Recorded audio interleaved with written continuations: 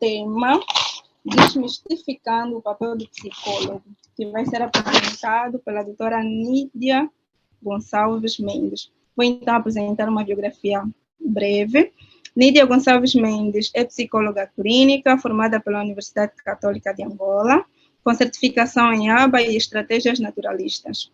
Atualmente está terminando duas especializações avançadas em terapia cognitivo-comportamental. Tem experiência com público infanto-juvenil e adulto e trabalha em contexto escolar e clínico. Nídia tem um interesse especial nas perturbações de humor, ansiedade e autismo e tem como objetivo profissional promover o autoconhecimento e o bem-estar dos clientes. Podem encontrá-la no Instagram, na página Psi Nídia Mendes. Então, doutora Nídia, fica à vontade, a palavra é toda sua. Boa noite a todos. Antes de mais, obrigada por tirarem um tempinho aqui para estarem conosco a falar sobre o estado da psicologia em Angola. Eu vou falar um bocadinho sobre o nosso papel. Visto que vamos falar do estado da psicologia, faz todo sentido primeiro começarmos por descrever o papel do psicólogo, quem nós somos, o que nós fazemos e como podemos contribuir, como temos estado a contribuir com a nossa profissão. Vou partilhar o meu ecrã convosco.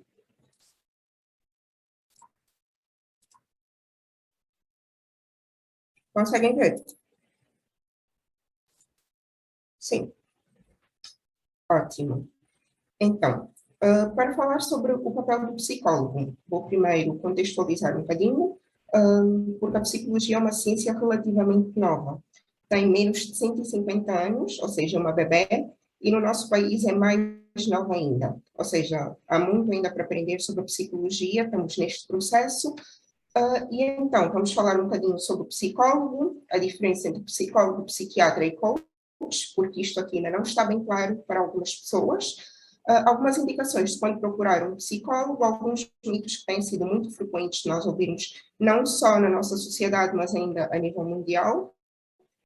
Desmistificar um bocadinho o que acontece durante o acompanhamento psicológico, o acompanhamento terapêutico, a importância do psicólogo na sociedade e depois vamos abrir aqui o espaço para questões, reflexões e contributos. Conforme disse há bocado, a psicologia é uma ciência relativamente nova. Ela começou bem lá atrás, já com os filósofos, que desde cedo importavam-se muito com questões relacionadas à mente, que eles chamavam de alma, e por isso a psicologia era chamada, no início, estudo da alma. Posteriormente, perceberam que isso não era o objetivo suficiente e começaram a desenvolver novas formas de analisar o comportamento humano e também a mente humana. Então, na realidade, o que é a psicologia?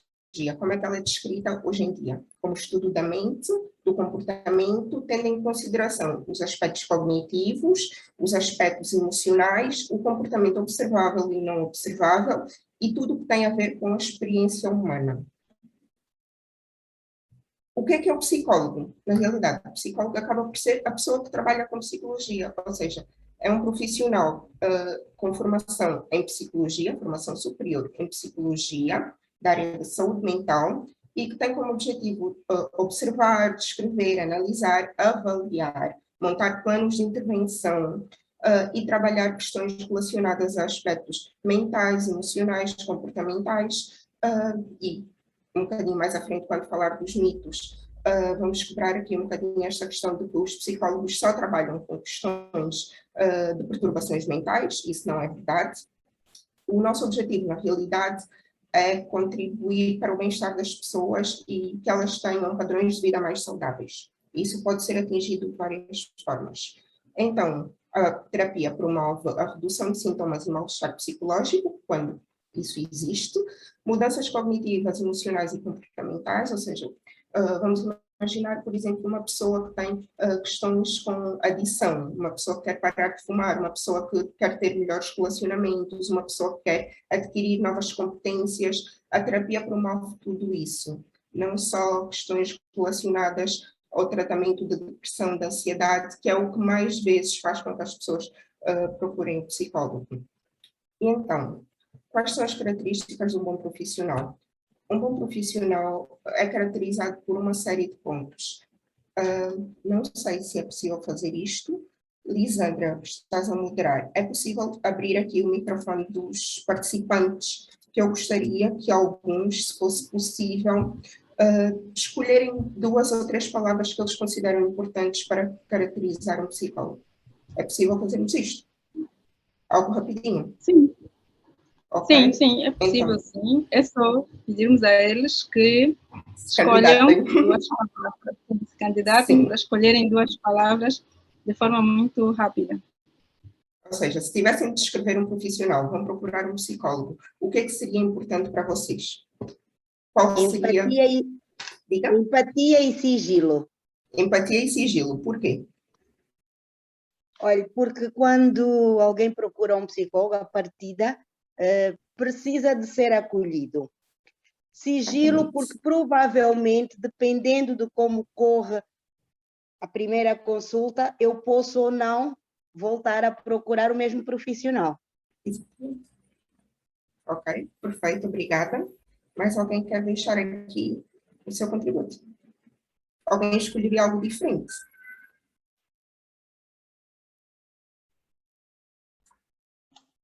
Eu escolheria também, para além das 2 já mencionadas, competência. Ok, por quê? Porque quando eu procuro um psicólogo, não é? Quando eu procuro alguém para solucionar o meu problema, eu espero que essa pessoa esteja capacitada para tal. Ok, perfeito, obrigada. Eu escolheria a escuta ativa. Ok, E a minha razão, porque gostaria que a pessoa pudesse escutar-me realmente, ouvir o que eu tenho a dizer e não ser muito rápido a trazer soluções que possam não se aplicar a mim. ok, perfeito. Então, mais alguém quer partilhar alguma coisa? Podemos avançar? Ok, então, de um modo breve, já deixaram claros alguns pontos aqui, a escuta ativa, o que é, a competência, o que é, a questão do sigilo profissional e a questão da empatia.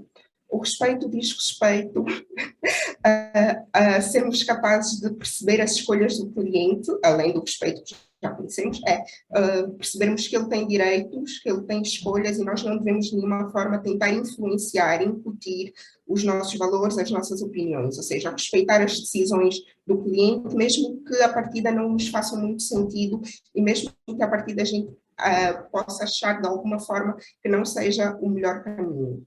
Nós aqui não temos nada a ver com este processo. O processo é do cliente, é a escolha dele, é a decisão dele e nós devemos respeitar. A consideração positiva e incondicional é, de uma forma, por outras palavras, é aceitação. Aceitarmos o cliente que nos vai chegar, os seus valores, os seus pensamentos, as suas questões, olharmos para a pessoa na sua totalidade e aceitarmos como ela é. Porque só depois de nós conseguirmos aceitar o nosso cliente é que nós vamos conseguir trabalhar de uma forma eficaz com ele. A congruência, de uma forma resumida, seria o sermos capazes de percebermos o que nós estamos a sentir e conseguirmos expressar isso, conseguirmos agir de acordo com o que nós sentimos. Tem muito a ver com autenticidade, com sermos nós mesmos durante o processo terapêutico.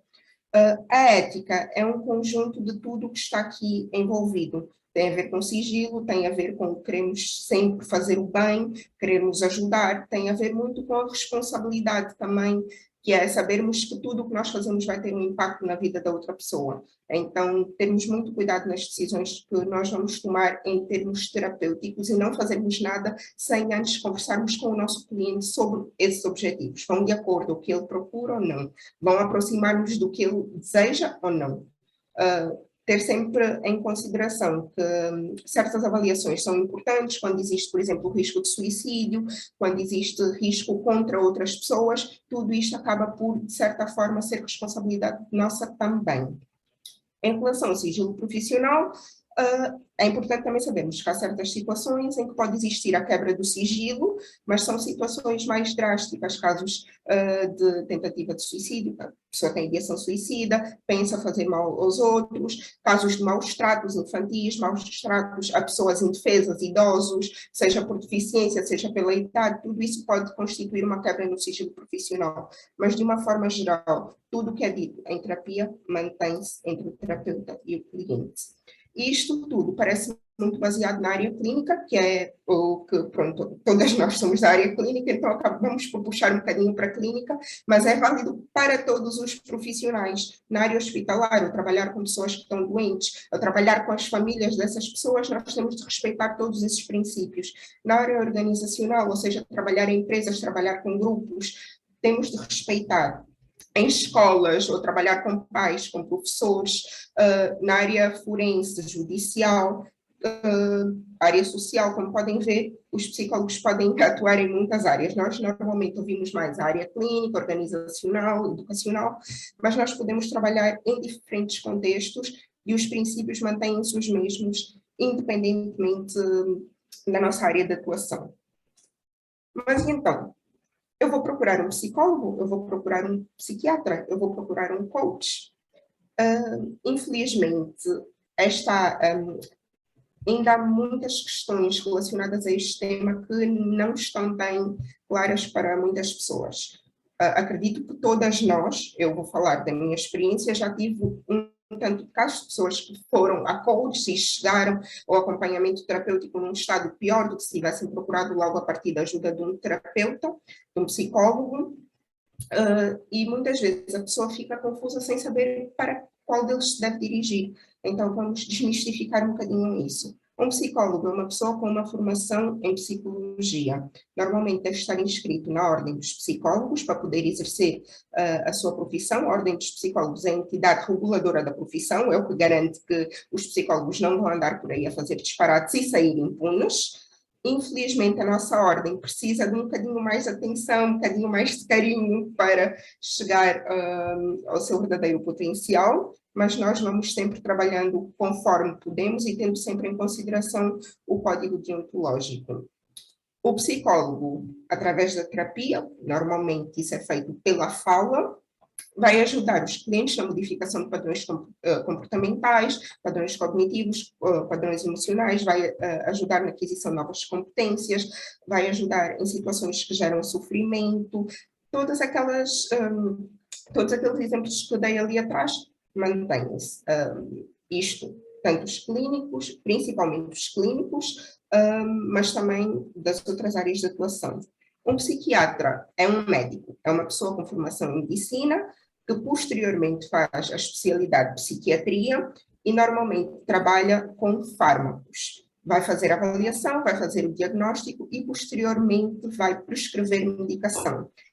Não é muito comum termos psiquiatras que fazem psicoterapia. Normalmente vão mais pela vertente da prescrição dos medicamentos e, visto que o seu maior foco está nos aspectos biológicos, ou seja, por exemplo, desregulações neuroquímicas, coisas que a nível do nosso corpo possam estar a influenciar e possam estar a contribuir para o aparecimento e manutenção de perturbações mentais. Normalmente as pessoas que não têm perturbações, mas estão em algum tipo de sofrimento psicológico, não vão procurar um psiquiatra, vão procurar um psicólogo.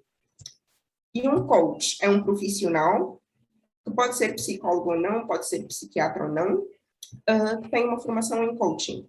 Inicialmente, esta formação era reservada para os psicólogos. Em alguns países do mundo, esta formação é reservada aos psicólogos, visto que o coaching tem como base a ciência do comportamento, tem as mesmas bases da psicologia.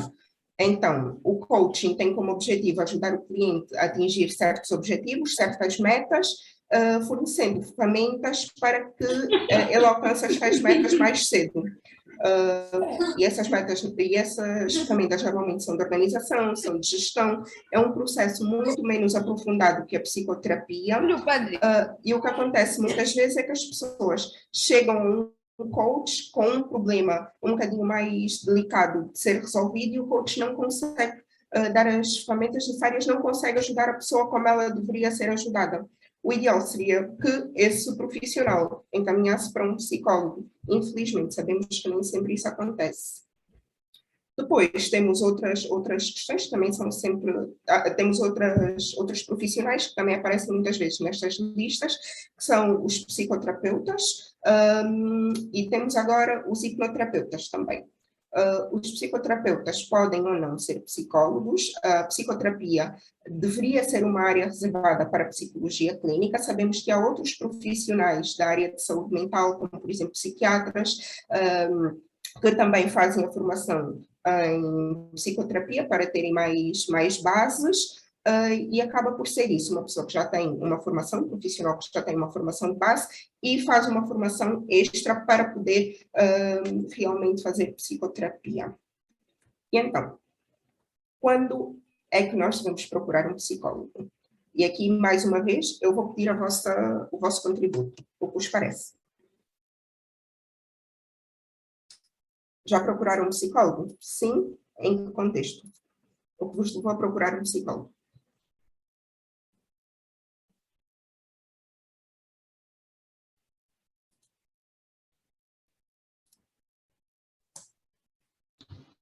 Bem, eu vou responder. Enquanto os participantes estão a pensar, o que é que me levou a procurar um psicólogo?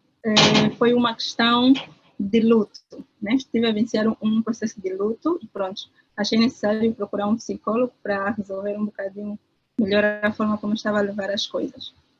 Ok, e tiveste ajuda que precisavas? Perfeito. Tive sim. Nídia, aguarda, só que eu acho que algumas pessoas vão tentar responder pelo chat. Eu não consigo ver o chat. Consigo sim. Aqui.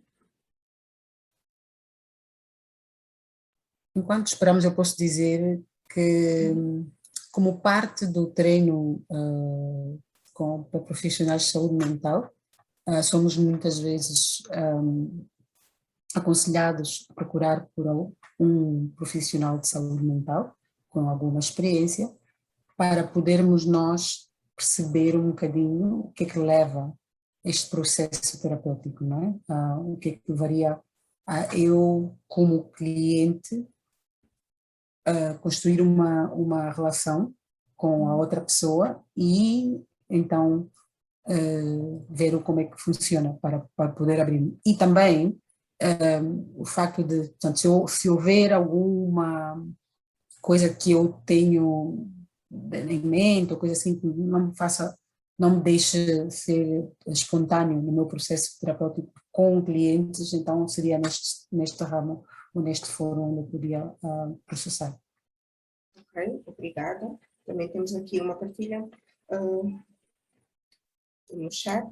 Depressão sazonal, psicoterapia 3 meses, ou seja, casos de depressão. Mais algum contributo? Nós podemos procurar ajuda por N motivos. Sim, isso? Posso? Sim, sim. Um dos motivos que me levou a procurar ajuda terapêutica, um psicólogo, foi para gerir o comportamento, ou seja, a nível de gestão parental para os meus filhos. Perfeito. Gostaria também de dar aqui um contributozinho quanto à questão, quando é que procuramos um psicólogo. Eu acredito que devemos procurar um psicólogo sempre que nos encontramos perante uma situação que sozinhos não conseguimos dar solução. Ok. Nídia, temos alguém aqui com a mão no ar? Não, acho, Nídia, alguém no chat mencionou depressão pós-parto. Sim, acabei de ver agora. E tinha alguém com a mão no ar? Abigail? Sim, por favor. Pode partilhar. Ok, boa noite. Boa noite. Conseguem ouvir-me? Sim, Conseguem sim. ouvir-me? Sim. Boa noite. Eu, na verdade, nunca busquei ajuda de um profissional, mas indiquei, certa vez, para 3 vizinhas, no caso 4 vizinhas meus. Na altura, tinham perdido a mãe, o senhor tinha perdido a esposa, uma delas que era adotiva, ela na altura tinha 14 anos, a filha dela mais velha tinha 10 e a mais nova tinha 8. E como elas eram muito próximas, mas muito próximas mesmo, a mãe, aquilo foi um choque muito grande, tanto é que os familiares, o próprio pai não conseguiu dar a notícia quando perdeu a esposa, e como nós também éramos muito achegados, na altura eu e uma das minhas irmãs, é que conseguimos conversar com as meninas, explicar o que havia acontecido com a mãe, mas na altura pedimos que o pai procurasse ajuda de um profissional. Ele na altura fez isso e graças a Deus, tanto ele como as meninas receberam a ajuda necessária no momento. Bom, bom. Então, temos aqui casos de luto. Desculpa, sim. Temos só 10 minutos. Ok, só mais 10 obrigada. Minutos. Obrigada. Então, encontramos casos de luto, encontramos casos de depressão. Há pessoas que simplesmente querem melhorar o autoconhecimento. Há pessoas que têm preocupações constantes, conflitos intra e interpessoais. Isso pode ser com a família, pode ser com colegas, podem ser stresses no trabalho, dificuldade na gestão de emoções. Há pessoas que simplesmente querem melhorar as competências de comunicação. Há uma série de fatores que levam as pessoas a procurarem um psicólogo. Dificuldades de aprendizagem, as perturbações mentais, conforme disse, é o mais comum, e qualquer tipo de evento que possa gerar sofrimento. Temos mitos e crenças associadas aos psicólogos, isto aqui é bastante comum, tenho a certeza que vocês já ouviram uma série deles. Ir ao psicólogo é para malucos, é para fracos. Os psicólogos adivinham o que estamos a pensar, olha, isto seria tão bom. Infelizmente, isso não é verdade. Nós podemos estar atentos a coisas que podem passar despercebidas a outras pessoas, mas ainda não temos uma bola de cristal, infelizmente, que nos permite saber o que os outros estão a pensar. E ainda relacionado a este ponto, estamos sempre a analisar os outros. Não, eu quando fecho a porta do meu consultório, eu quero tudo menos analisar os outros. Revela a terceiros o que é abordado nas consultas. Entramos no ponto do sigilo. Não, isso é contra o código deontológico. Vou pagar para conversar e receber conselhos. Este aqui é um dos que mais nós ouvimos, mas então ele só me vai ouvir, vai dizer-me uma série de coisas. Não. Se um psicólogo disser-vos o que fazer, olha, deixa o teu marido, acho que deves mudar de carreira, fujam. Pelo amor de Deus, fujam. Não é isto que nós estamos aqui para fazer. Nós estamos aqui para ajudar-vos a perceber o que vocês querem e arranjarmos as estratégias necessárias para que percorram esse caminho da forma mais tranquila e atinjam os vossos objetivos. Na realidade, o que nós queremos é promover qualidade de vida e escolhas mais adaptativas. Os psicólogos estão sempre bem equilibrados? Não. Há vezes que nós estamos um caco, há vezes que o que nós queremos é deitar na cama, tapar completamente e não querer falar com ninguém. Só que, a partir do momento em que nós temos um compromisso com o cliente e nós consideramos que ainda estamos funcionais para ajudar, esta parte é extremamente importante, porque às vezes nós vamos sentir que não estamos bem para atender. Se sentirmos que estamos funcionais para ajudar, nós vamos deixar esse nosso mal-estar ali fora e quando nós sentarmos para falar convosco, o foco são vocês. O foco é sempre o cliente, estando bem ou estando mal. Se estivermos muito, muito, muito mal, a probabilidade é não atendermos.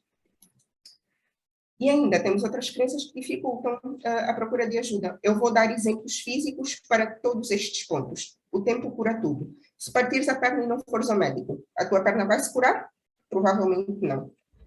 Receio de julgamento dos outros. Mas então vais ao psicólogo? Será que se for ao médico, a outra pessoa também vai perguntar o que vai lá fazer? Também é improvável. Mas experiências com outros psicólogos. Ok, se eu vou a um médico uma vez e eu não gosto, significa que todos os médicos são bons e eu nunca mais devo ir a nenhum? Também acredito que não. E achar que outras coisas resolvem. E aí entramos no Google, entramos nos conselhos da amiga que já passou por isso e que quer repetir e quer dizer o que fazer. Aí entramos na receita mágica que vimos na televisão, que funciona para toda a gente. Não, não vai funcionar porque nós somos seres individuais e é necessário ter sempre em consideração todo o nosso meio. Nós somos seres que os psicólogos ao lidarem connosco têm em consideração o contexto biopsicossocial, os nossos aspectos biológicos, os nossos aspectos emocionais, os nossos aspectos psicológicos, o ambiente em que nós estamos envolvidos, as nossas crenças, valores e todos os aspectos religiosos, morais que nos constituem enquanto seres humanos. O que é que acontece num acompanhamento terapêutico? Primeiro, quando a aliança terapêutica é extremamente importante. Estudos indicam que ela tem um peso de mais ou menos 30% no sucesso terapêutico. E o que é a aliança terapêutica, ou vínculo terapêutico? É uma relação que é estabelecida entre o psicólogo e o cliente e que é mantida ao longo do processo, é reforçado ao longo do processo e acaba por, basicamente, ditar, entre aspas, o seguimento da pessoa. Porque, vamos imaginar, eu chego a uma consulta, não me consigo identificar com o profissional, eu não vou voltar lá. Se eu não consigo estabelecer uma aliança com a pessoa a quem eu devo mostrar as minhas vulnerabilidades, eu não vou voltar lá. Então, a aliança é extremamente importante, é o que vai fazer com que eu queira continuar a trabalhar com essa pessoa. Eu tenho de confiar no profissional que está à minha frente, tenho de confiar que ele vai ser capaz de ajudar-me, e o profissional também tem de ser capaz de acreditar que eu sou capaz de percorrer esse processo. Então, é importante essa colaboração, o processo terapêutico é colaborativo, ninguém obriga ninguém a nada, o psicólogo não vai ditar as regras, não vai dizer tens de fazer X, Y e Z, não, é um processo em que os dois vão chegar a um acordo, ok, a melhor abordagem é esta, para fazer isso temos de chegar assim, assim, assim, e aqui já acabo por entrar um bocadinho no que acontece no processo terapêutico propriamente dito. Já temos mais 3 minutos. Obrigada. Entro no processo terapêutico propriamente dito. E é isto que nós vamos mantendo ao longo do acompanhamento. Como é que esse acompanhamento termina? Quando chega a essa conclusão que os objetivos foram alcançados, a pessoa já reduziu o sofrimento, a pessoa já conseguiu adquirir as competências que a fizeram procurar o profissional em primeira instância, a pessoa se sente melhor de alguma forma, e é importante lembrar que a porta vai estar sempre aberta, não é porque fiz terapia uma vez que nunca mais vou ter de fazer. Podem acontecer outras situações na vida que vão fazer com que eu regresse. Então, a porta do psicólogo está sempre aberta ao seu cliente. Terapia e medicação, há pessoas que têm receio de ir à terapia, nós não vamos medicar ninguém. Em casos graves, o que nós podemos fazer é encaminhar para outro profissional, no caso o psiquiatra, mas aí é tudo sempre conversado com o cliente antes. A terapia é sempre igual? Não.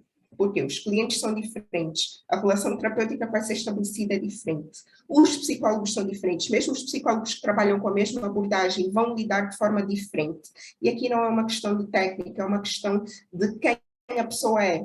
Eu sou humana, eu vou continuar a ser a Nídia no meu processo terapêutico, e a Nídia não é a Nice.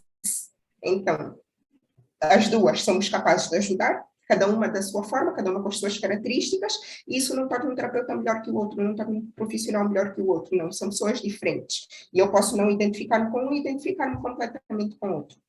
É necessário também o comprometimento com o processo, ou seja, se eu não estiver comprometida, se eu não for seguir o que o meu psicólogo me está a dizer, eu não vou ter resultados e depois eu não posso culpar o profissional. E temos sempre de gerir as expectativas do cliente. Se uma pessoa chega-me, olha, eu quero felicidade eterna, eu sou introvertido, mas quero ser extrovertido, não. Vamos ser realistas nas metas, porque se uma pessoa tem expectativas muito altas e ao longo do processo vê que isso não vai acontecer, a probabilidade de dropout, desistir do processo é muito grande.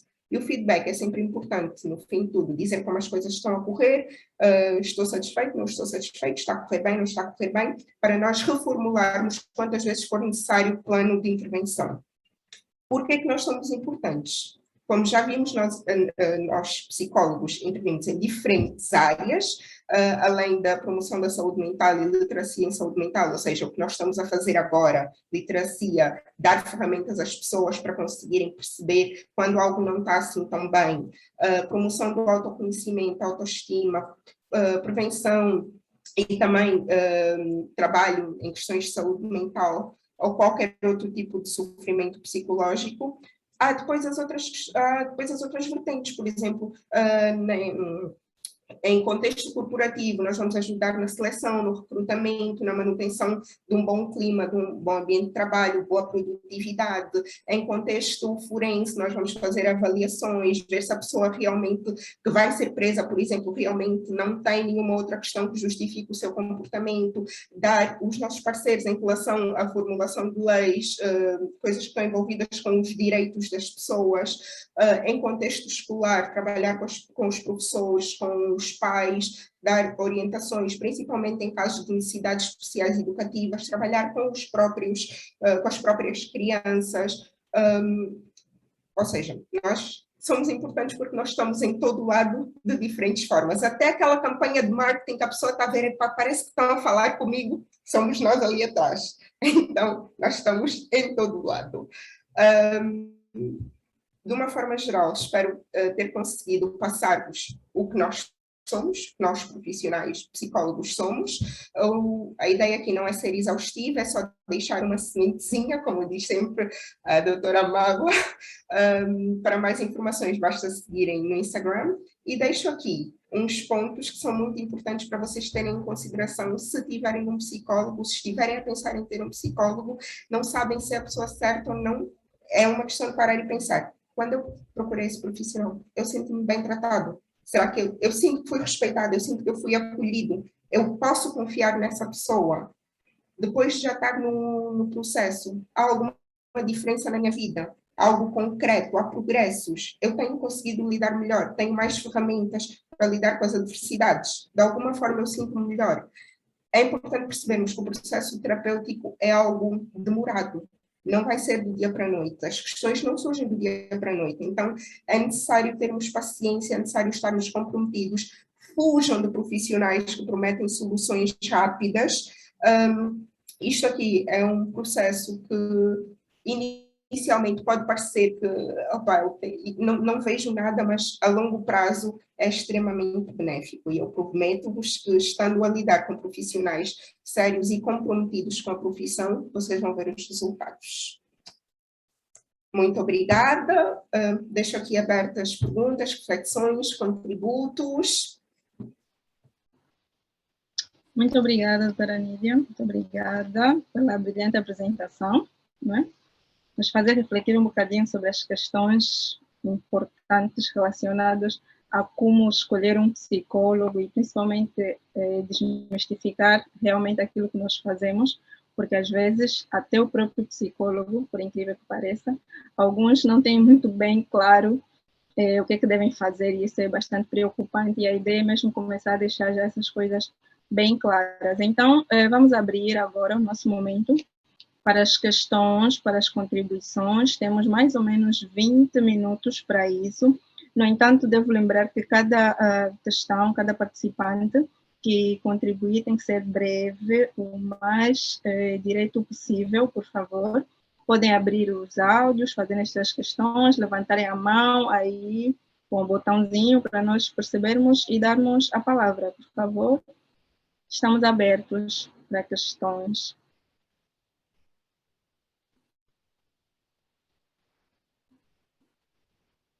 Antes da questão, vou deixar aqui a última frase, era para ter depois disto, né? Mas visto que vou parar de compartilhar a minha apresentação, há uma frase que eu não sei se vocês conseguem ver, enquanto psicóloga faz-me todo sentido, que é: conheça todas as teorias, domine todas as técnicas, mas ao tocar uma alma humana, seja apenas outra alma humana. O que acontece é que muitos profissionais pautam-se muito na questão técnica, estão ali a fazer tudo by the book e esquecem-se que, ao interagir com outra pessoa, é uma interação humana. Ou seja, nós não podemos deixar de lado todo este ponto. Então, esta frase faz muito sentido e eu queria partilhar convosco. Agora sim, obrigada. Muito obrigada, muito obrigada. Vamos então esperar que os participantes se disponibilizem, né? Não precisa ser uma questão, pode ser uma curiosidade também em relação à nossa profissão, já que estamos aqui, muitos psicólogos, acho que um momento assim apropriado para tirar algumas questões que têm em mente, algumas curiosidades, algumas coisas que nós ouvimos e não conseguimos realmente ter certeza que é verdade ou não, né? A doutora Nídia já falou, não conseguimos ler a mente de ninguém, infelizmente, mas existem muitas outras questões. Então, quem tem mais alguma questão, alguma curiosidade, por favor, fique à vontade. Temos aqui uma partilha, tive 2 experiências porque não me revi no método usado no primeiro. pela primeira psicóloga, recorri a um segundo que se enquadrou melhor com quem sou. E é exatamente isso. Muitas vezes não tem a ver só com a abordagem, muitas vezes tem a ver com o profissional em si. Os profissionais podem usar a mesma abordagem, mas de forma completamente diferente. Isso faz toda a diferença. Nós não nos vamos rever.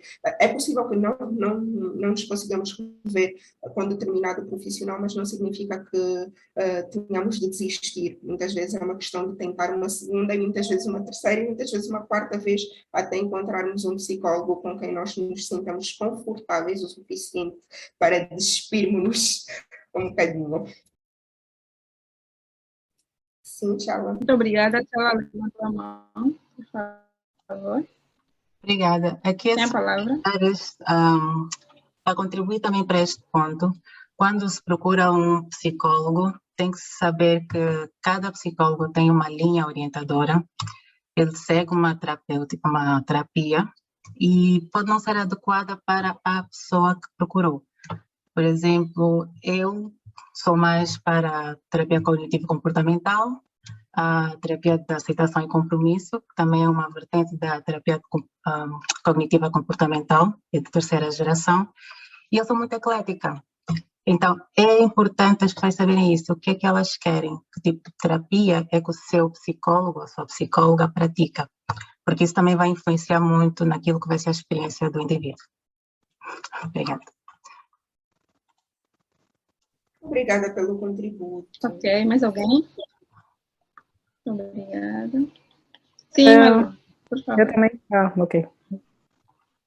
Oi. Dou primeiro, vou dar, deixa a Diane. Tá bem, ok. Desculpa, não dei conta.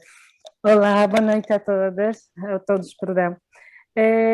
Eu acho que eu gostei muito da explanação da Nídia, parabéns, extremamente clara, muito assertiva. Dizer que chamou-me a atenção de tudo que falou, a última frase que colocou, que consoante o tempo, nós nos tornamos máquinas.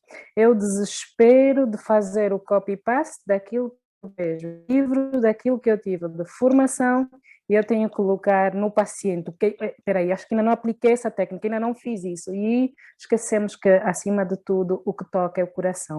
Quando se fala de coração, então nós conseguimos sim atingir e transformar as pessoas. Então, muito obrigada pela sua explanação. Obrigada. Muito obrigada. Eu diria que também, para além da escolha, principalmente para nós em Angola, pensamos que não temos muitos profissionais ainda, mas é ver este processo como se fosse uma entrevista, não é? Portanto, se nós vamos ao primeiro emprego, por exemplo, e não estamos confortáveis no emprego, nós pegamos e nós se calhar podemos mudar, não é? Se conseguimos mudar, se nos tivemos o espaço para tal. Não é diferente para os psicólogos, né? Como disse a Nídia, é muito bem importante que nós estejamos confortáveis com a pessoa que esteja do outro lado, que não nos sintamos julgados e para ir além.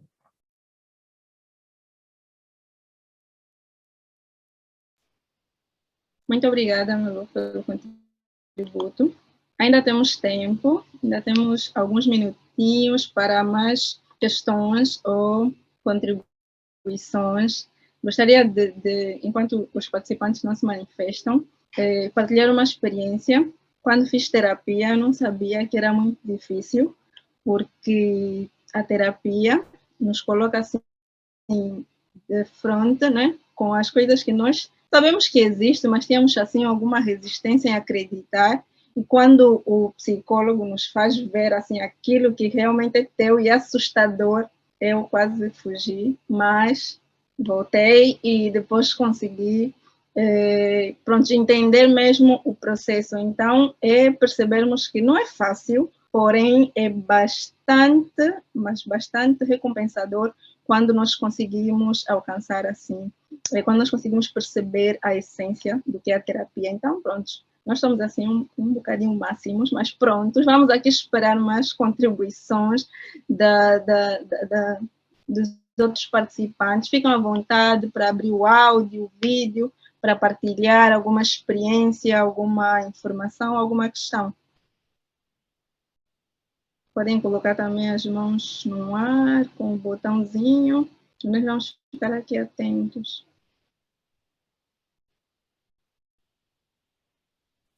Há uma coisa que eu vou acrescentar, quando estávamos a falar dos motivos para fazer terapia.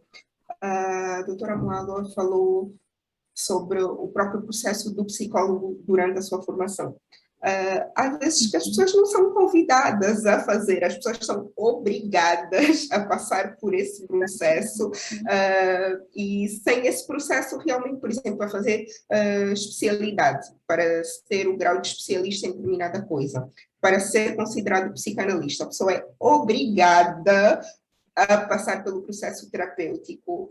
De outro modo, ela não recebe o grau, porque partindo do princípio que todos nós, sendo seres humanos, temos questões por trabalhar, é importante garantir que as minhas questões não se vão misturar com as questões da pessoa que está à minha frente, que eu vou conseguir ser objetiva. E há determinadas abordagens que têm a questão toda, por exemplo, da transferência, da contra-transferência, no caso da psicanálise, e tudo isso tem de ser acautelado. Então, a melhor forma de conseguir isso é obrigando a pessoa a fazer terapia. Ok, queres isto? As regras são estas. Não vais cumprir? Isto não é para ti. Então, às vezes, é necessário sim, e talvez seja algo que as universidades poderiam começar a considerar, visto que muitas pessoas não se voluntariam para fazer, então talvez fosse uma boa ideia as universidades começarem a considerar isso e terem um gabinete específico para esse tipo de apoio. Pois. É bastante interessante, porque acaba ser um aprendizado, porque você tem a ideia do que é estar aí sentado, porque às vezes nós queremos que o paciente fale, se abra, né? Mas não sabemos que é difícil estar aí com uma pessoa estranha e você, pronto, falar sobre aquelas coisas assim mais profundas. Então, isso devia ser mesmo uma obrigação, porque aí todo mundo ia ter consciência de tudo. Então, ainda temos um tempinho para mais intervenções, por favor. Okay. Quem quiser partilhar alguma experiência que teve, de forma resumida. Sim, fica à vontade. Wanda Lima, eu já escrevi no chat, parabenizar a Nídia, espetacular a explanação. Eu gostaria só de falar um bocadinho sobre a falta de parceria entre profissionais, mesmo entre psicólogos clínicos, educacionais, organizacionais e etc., bem como outros profissionais. Muitas vezes, o psicólogo clínico ou outro psicólogo educacional, por exemplo, recebe alguma criança, um adulto, e tende a dar sequência ao processo e poucas vezes encaminha para um terapeuta da fala, para um terapeuta ocupacional, psiquiatra, pediatra. Era só uma pequena contribuição no sentido de nós, enquanto profissionais de psicologia, termos em atenção onde começa a nossa prática e onde termina. Obrigada. Exato. Muito obrigada. É mesmo isso que nós vamos aqui reforçar nessa conferência, assim, de forma bem implícita, é mesmo isso que vamos reforçar hoje e amanhã, né? Principalmente na mesa redonda da manhã. Vamos mesmo reforçar essa questão das contribuições com as outras áreas. Muito obrigada, Wanda.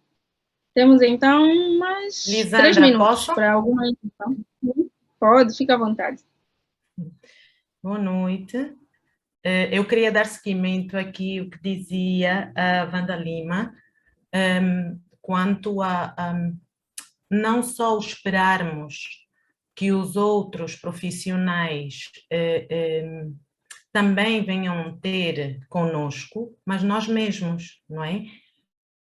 Na altura em que eu ainda atendia crianças, e muitas delas chegavam com diagnóstico de autismo, de hiperatividade, mas assim rabiscado num papel, num receituário, não é? De um pediatra ou de uma pediatra, eu perguntava se a criança tinha feito exames. Então, a minha preocupação, seja uma criança, seja um adulto com uma disfunção sexual, seja um adulto, um jovem com problemas cardíacos, supostamente com níveis de ansiedade muito elevado, o meu primeiro, não é? Ou seja, o meu foco é saber se foram feitos exames físicos, porque nós sabemos que existe essa interação entre o físico e o emocional, mas para nós tratarmos das questões emocionais é necessário descartarmos, não é, qualquer distúrbio, doença física.